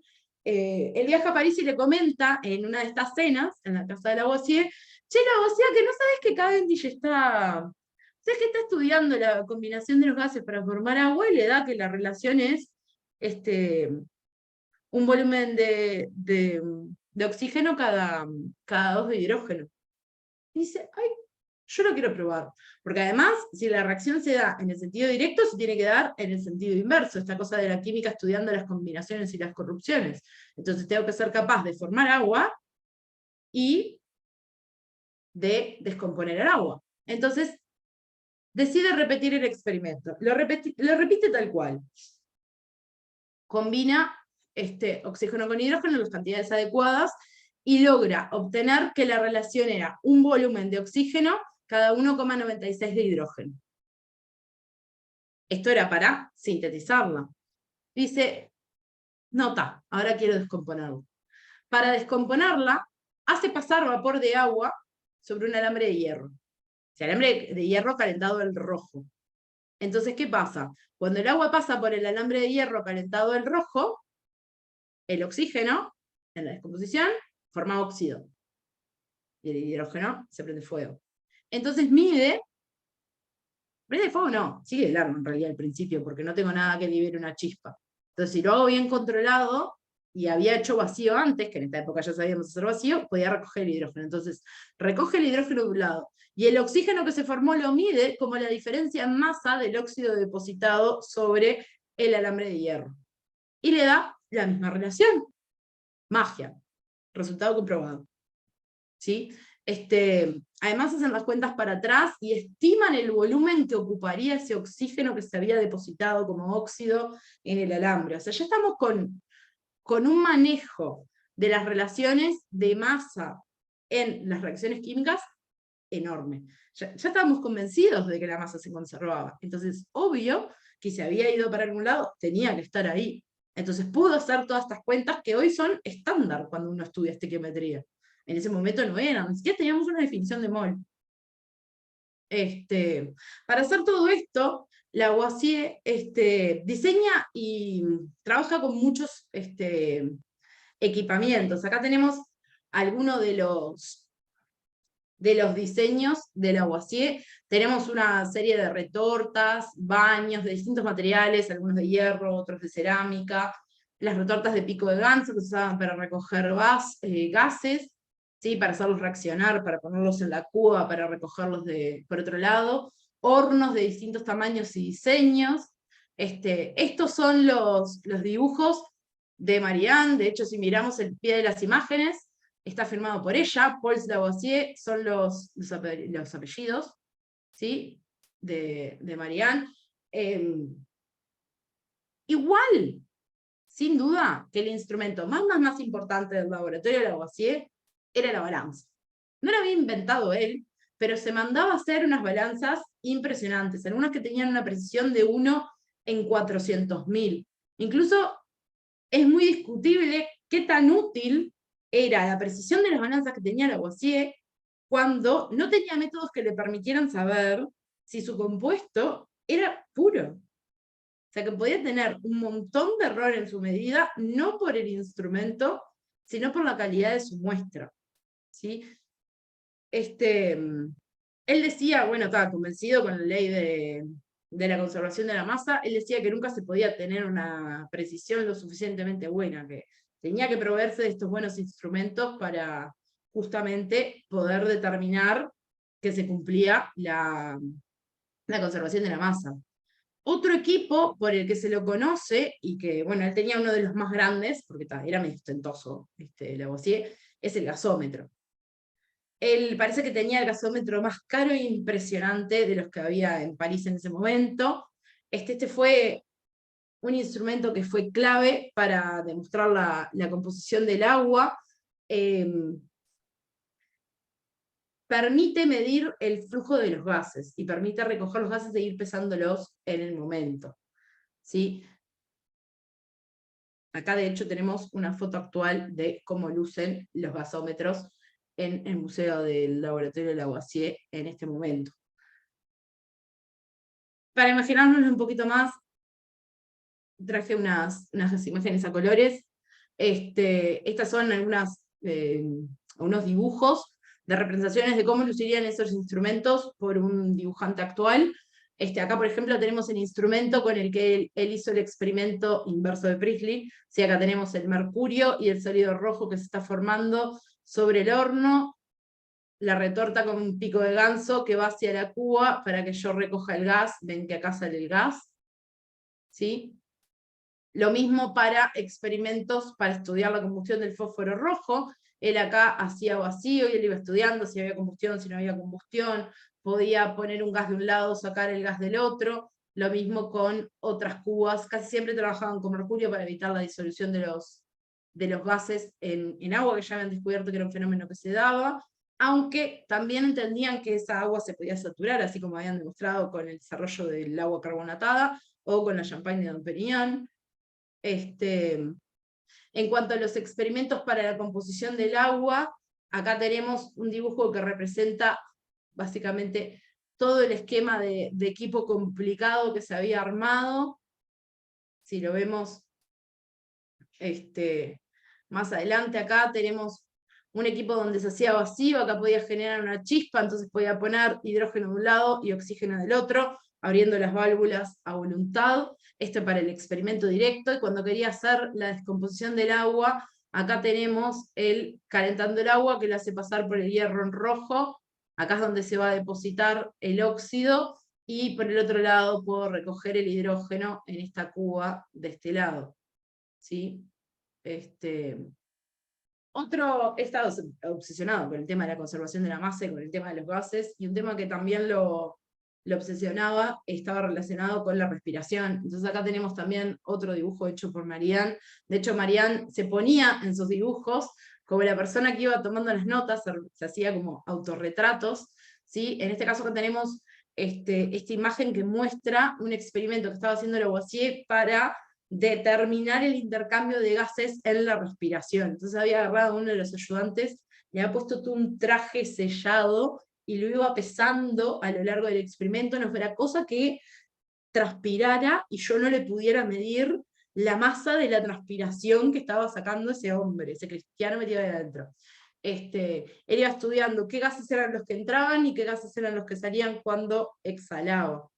¿Sí? Se dice que, bueno, mientras estaba realizando no sé si será verdad la historia, pero seguro que es dramática, que parece que en un momento cuando estaba siguiendo este experimento fue que lo vinieron a buscar para llevarlo preso por haber sido colector de impuestos en la Ferme General después de que se desata la revolución. Lavoisier también, otra cosa que hace es desarrollar una nueva teoría de ácidos, esto de haber descubierto que en realidad no era el flogisto lo que se intercambiaba, sino que era el oxígeno, le daba a entender que esa reacción entre los no metales con el oxígeno para formar esa sustancia que recogida en agua me generaba un ácido, hacía que este oxígeno, o aire desflogificado, fuera un hacedor de ácidos, que es lo que significa la palabra oxígeno. ¿Sí? Es una sustancia capaz de generar ácidos. ¿Sí? De ahí saca el nombre. Pero eso fue fantástico igual Lavoisier por esta capacidad. Por ahora no vemos nada demasiado nuevo, ¿no? Más bien se dedicó a rehacer un montón de experimentos que estaban dándose de manera más rigurosa. Como que agarró y dijo, no, vamos a hacerlo cada vez de manera más rigurosa para poder reproducirlo en este aire empirista y racionalista que veníamos tratando en este siglo. Pero una cosa por lo que sí se lo reconoce muchísimo es que fue uno de los primeros en generar la sistematización del conocimiento químico. Ahí.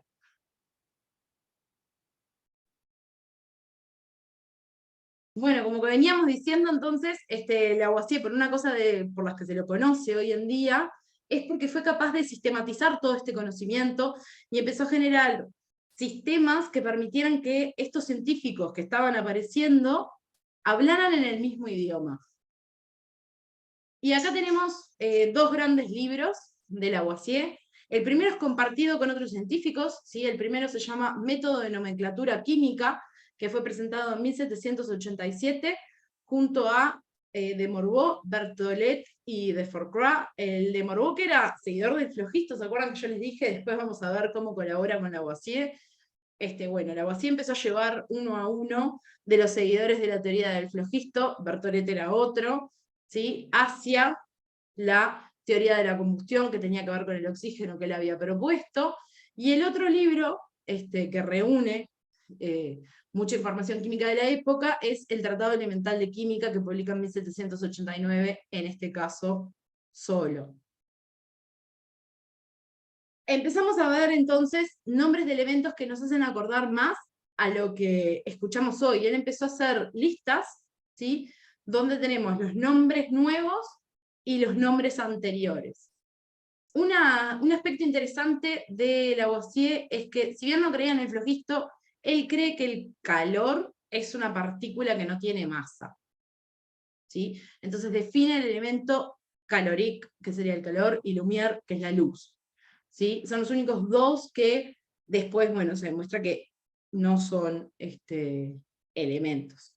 ¿Sí? Pero ya tenemos el nombre del el oxígeno, el azote, que es el nitrógeno, el hidrógeno, el azufre, ¿sí? Tenemos el fósforo, el carbono, tenemos el radical muriático, que es el cloruro, que después cambiará de nombre, el radical fluoruro, el bórax, el antimonio, la plata, y un montón más. Bismuto, cobalto, cobre, hierro, manganeso, níquel, platino, oro, plomo, zinc. Entonces ya la mayoría tiene el nombre que tiene hoy en día. Hablamos un poquito del calórico. Él creía que el calórico era justamente eso, era un elemento que era imponderable, que yo no tenía masa, pero que era necesario para que las reacciones se llevaran a cabo. ¿Se acuerdan que teníamos a los ingleses del norte trabajando con la transferencia de calor? Bueno, Lavoisier también interpreta a este calor, esta sustancia imponderable, este elemento imponderable, lo toma en cuenta para las reacciones. Entonces, si yo quiero cambiar de estado, y tengo agua en estado sólido, tengo un hielo, le agrego calor, obtengo agua en estado líquido. Y a su vez lo mismo, si yo tengo agua y le agrego este elemento calor, obtengo vapor de agua, cuando quiero pasar de un líquido a un gas. Lo mismo pasa si yo tengo una base oxigenada y le agrego calor, obtengo oxígeno gas. ¿Sí? Una base oxigenada podría perfectamente ser un óxido básico. Si yo tengo gas oxígeno y le agrego fósforo, obtengo ácido fosfórico y calor. El calor está a veces como reactivo y a veces como producto en estas reacciones químicas, estos procesos que estoy empezando a tratar de entender. Acá empezamos a tener también nomenclaturas de ácidos. ¿Vieron la nomenclatura de ácido sulfúrico, sulfuroso, nitrito, nítrico, nitroso, etcétera? Viene de acá, y estaba relacionado con cuántos átomos de oxígeno podía aceptar ese no metal. ¿Sí? Entonces acá tenemos los ácidos del azufre, que van a ser sulfuroso, sulfúrico, los del fósforo, fosforoso y fosfórico, los del radical muriático, que van a ser el ácido muriático y el ácido oximuriático. Todavía no se conocían todos los ácidos del cloro. Después tenemos los del nitrógeno, nitroso, nítrico y nítrico oxigenado. Tenemos el ácido del carbono, que era el ácido carbónico, cuando teníamos dióxido de carbono disuelto en agua, en esa agua carbonatada que se formaba, que ya habían determinado que tenía como un gustito ácido que era particular, pero que era rico. Tenemos también nomenclatura de ácidos orgánicos, que van como en el mismo sentido. Tenemos el acético, el oxálico, el tartárico, el cítrico, el málico, y así podríamos seguir, ¿sí? Entonces empieza a estandarizar, y estos científicos empiezan a tener un idioma único. Esto es fundamental para que se pueda seguir desarrollando también la química como ciencia. Todavía no llegamos a unos grandes avances en cuanto a lo que tiene que ver con la escritura de las reacciones químicas como esta fórmula matemática que me representa lo que está sucediendo. Sin embargo, Lavoisier avanza, mantiene los símbolos anteriores que venían de la alquimia.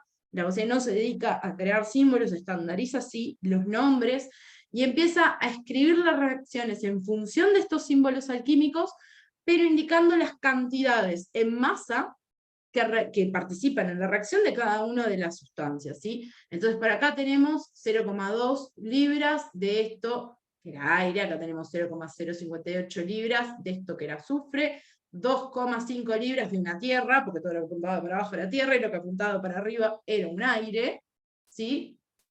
Entonces se empiezan a escribir estas reacciones, se empieza a tratar de expresar de forma matemática. Recuerden que hay toda una movida de que la ciencia es verdaderamente ciencia cuando yo la puedo expresar de forma matemática, el proceso que había pasado la física y el proceso que había pasado la astronomía. Entonces, los científicos que querían consolidar la química como ciencia en ese momento también buscaban llegar a las relaciones matemáticas para explicar las leyes que gobiernan a la materia y cómo esa materia se transforma. No nos podemos dejar de lado también cuáles fueron los aportes de esta época hacia el desarrollo de la estequiometría. Tenemos obviamente Lavoisier con la ley de la conservación de la masa, que fue compartida por Lomonosov, que era un ruso que la estipuló también más o menos en la misma época. Tenemos a Richter con la definición de peso equivalente. Richter podemos decir que es el culpable de que exista la normalidad. Él determinaba las masas de esa sustancia que era necesaria para reaccionar con otra en esa reacción específica, y eso lo determinaba, eso era su peso equivalente. ¿Sí? Un poco como el concepto de equivalente químico que tenemos hoy. Después tenemos más adelante Proust con las relaciones constantes, aquella de que un compuesto que era igual, por ejemplo el agua, siempre está formado por 2 masas de hidrógeno y 1 masa de oxígeno, y siempre que fuera agua voy a tener esas relaciones. Después tenemos a Gay-Lussac más adelante con la ley de los volúmenes de combinación, que también va en ese sentido. Entonces empieza a gestar como esta nueva rama y esta necesidad de establecer relaciones ponderales y el desarrollo de la estequiometría como tal. Y acá tenemos, por ejemplo, una balanza desarrollada por Rouel, que era el que daba las demostraciones que Lavoisier vio cuando era chico y lo llevó a estudiar química, ¿sí?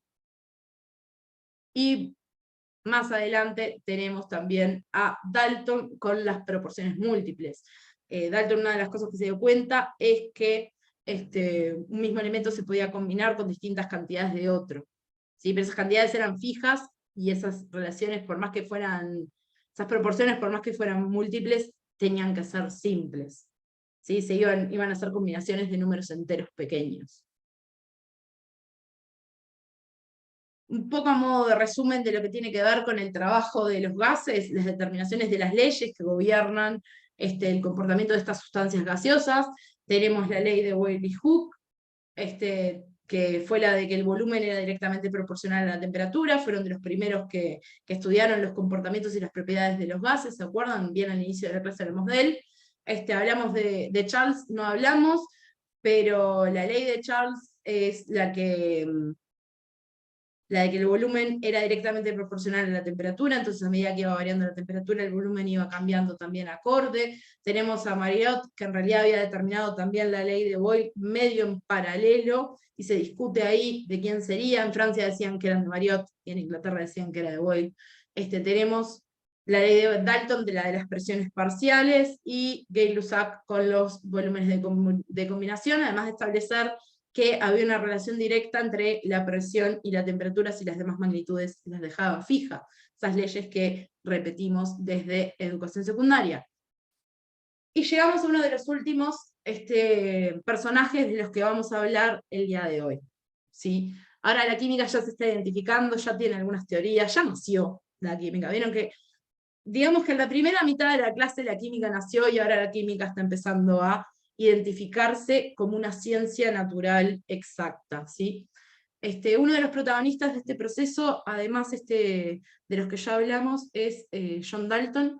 Él era un químico inglés, era aficionado a la meteorología, incluso te dice que él hizo registros meteorológicos en su diario hasta la mañana del día en que falleció, o sea, el ocaso por la meteorología.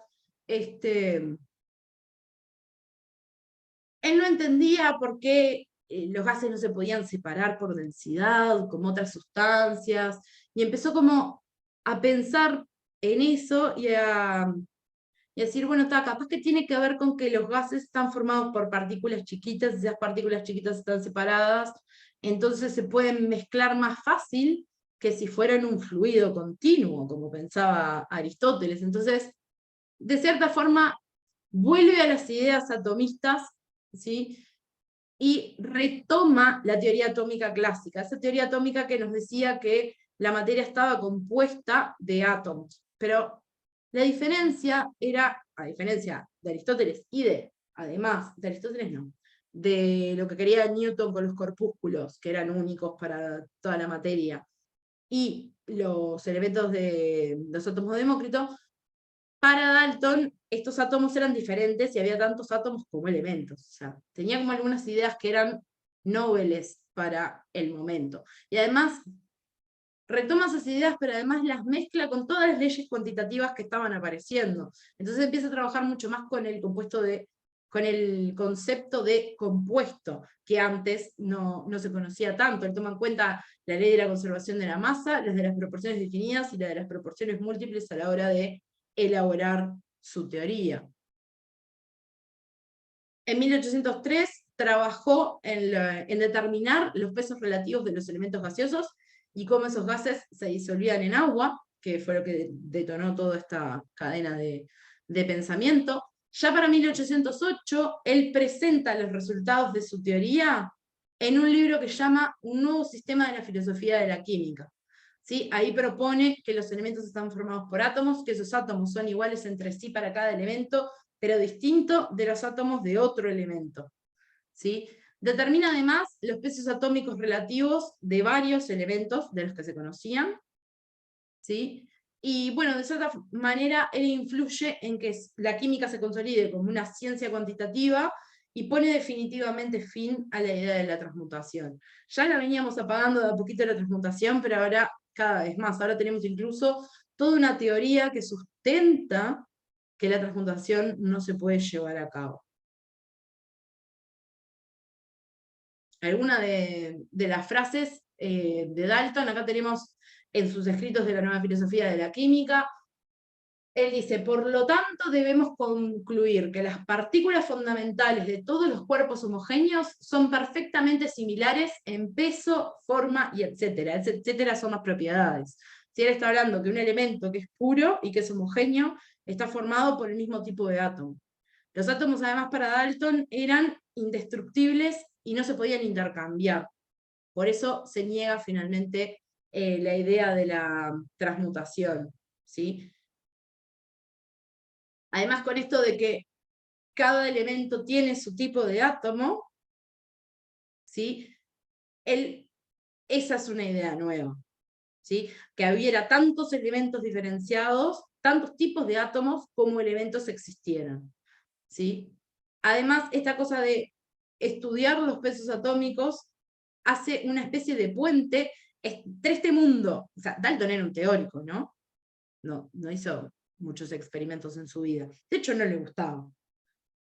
Pero de cierta forma actuó como de puente entre el mundo submicroscópico que no podía ver, que me explicaba de qué estaba compuesta la materia, y todo el desarrollo cuantitativo que se estaba dando por los experimentalistas.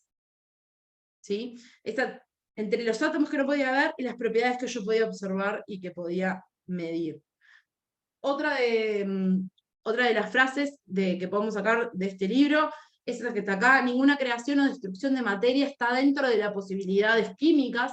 Todos los cambios que podemos producir consisten en separar partículas que están en un estado de cohesión o combinación y unirlas a otras que estaban a cierta distancia.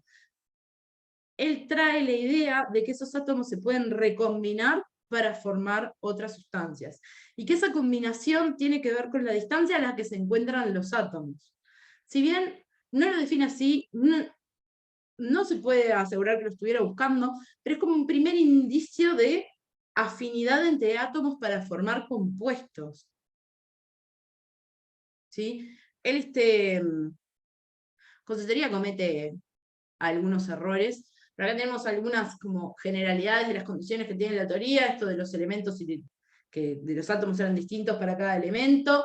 Los átomos no se pueden subdividir, crear o destruir. Los átomos en la teoría de Dalton son iguales entre sí para el mismo elemento, en masa, forma y tamaño distintos a los demás. Los átomos se pueden combinar en relaciones simples con otros compuestos químicos, con otros elementos químicos, y en las reacciones químicas los átomos se combinan, separan o rearreglan, y eso es lo único que ocurre en las reacciones químicas. Él además avanza un paso más, y si Lavoisier nos ordenó la nomenclatura, Dalton nos empezó a ordenar los símbolos.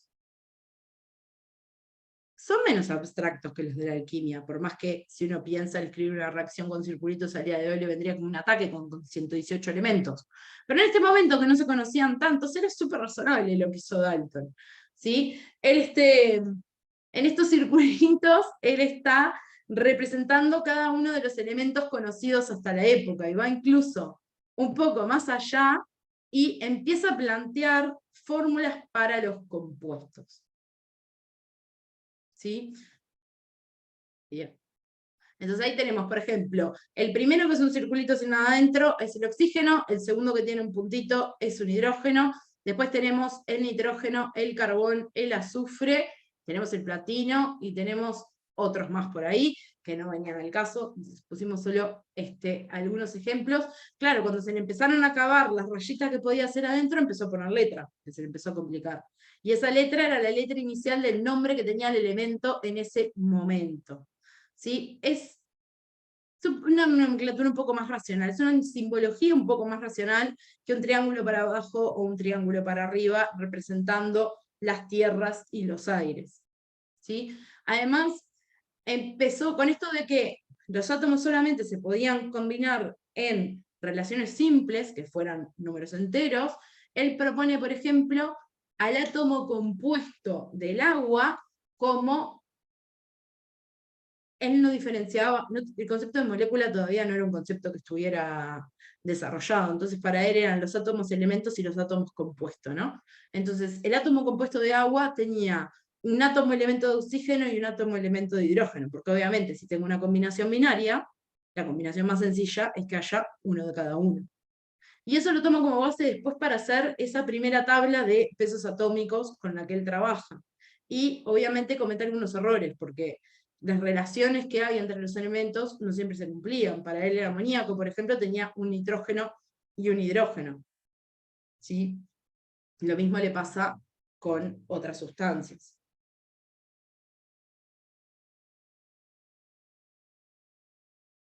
Acá tenemos esta primera tabla de pesos atómicos.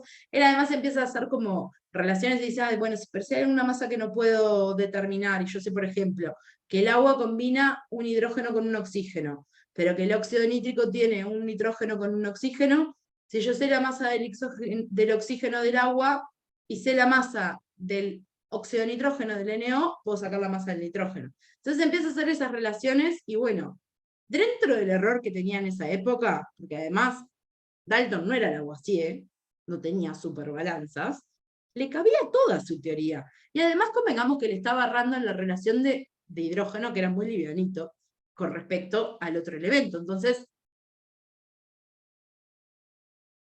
en cuanto a lo experimental, no era un error gigante. ¿Sí? Por más que conceptualmente después se demostró, no tanto después. De hecho, la teoría de Dalton, lo que termina sucediendo es que dura muy poco tiempo, porque si bien tiene toda la importancia de ser la primera que ordena todo este pensamiento, la primera que empieza a tratar con simbología, la primera que trae el concepto de que los elementos, los átomos de distintos elementos forman compuestos y esas relaciones simples, que además se mantenían para los distintos tipos de sustancia, ¿sí? Corre con una enorme cantidad de errores que rápidamente se empezaron a descubrir y a corregir. Entonces es una teoría que en sí dura poco. ¿Ah? Dura poco por lo menos en cuanto a lo riguroso de lo que dice. Un poco como para ir cerrando, otra de las cosas de las que Dalton había trabajado con gases, él pensaba, acá tenemos una representación de las fuerzas elásticas que había entre los átomos compuestos gaseosos. Si él creía que estaban como atraídos ahí por unas fuerzas elásticas. Entonces, para ir llegando al final, ¿cómo eran nuestros conceptos de materia y átomo al inicio del siglo XIX?